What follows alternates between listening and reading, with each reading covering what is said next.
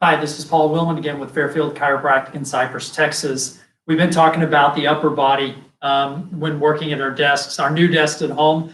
Today, I want to move on and talk about the lower body. There's a lot of times what we start to feel from sitting in a chair that's not as ergonomic and not made for us to sit for long periods of time, which tend to be more managerial chairs or in our dining room chairs. And then we're moving, so instead of sitting in our car and driving, we're spending more time sitting in that chair, maybe more productive in that regard, but we're having more pain in our lower back.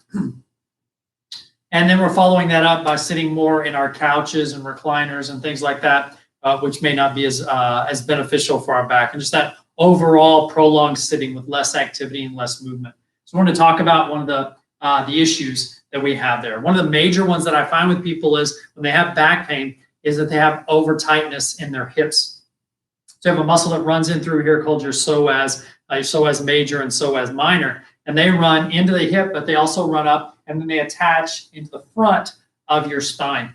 And so with that prolonged sitting, that muscle tightens up. When you go to stand up, that muscle stays tight. One of the things I really find, one of the really defining factors is people talk about they have low back pain that gets worse when they lie down on their back at night. That really stretches this hip out. It stretches that muscle out and it pulls on the low back because that muscle is not relaxing. And so people tell me that this is one of the first places I check is this hip. So if you have that issue, I want you to give this stretch a try. What you're going to do here is we're going to stretch your right side. You're going to put your left leg forward in front of you and the right leg back. It looks almost like a warrior pose in yoga.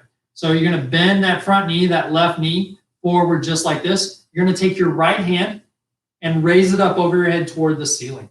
For some of you, you're going to feel a stretch already just in this movement. And some people are going to feel a stretch in the hip. Some people are going to feel a stretch in the back. And some of you are going to feel a stretch in your calf as well. So one of those three places, you're going to feel this stretch. Once you get that arm there, some of you may not feel a stretch yet. So then you're going to reach your fingers up and not extend back. You're going to keep your back straight. But you're going to reach your fingers up of that right hand toward the ceiling. And there you should really feel that stretch. For some of you, not even that's going to stretch. You can lean a little bit to the opposite side. But for most people, this stretch right here, you're going to feel it. Hold it there for a minimum of 30 seconds. If you can hold it for a minute, that's even better. So I recommend trying that. So give that a try. See how that helps. If this is helpful for you, again, then let us know. If you think somebody else can benefit from it, then share it. Thank you very much. And Paul Willman with Fairfield Chiropractic.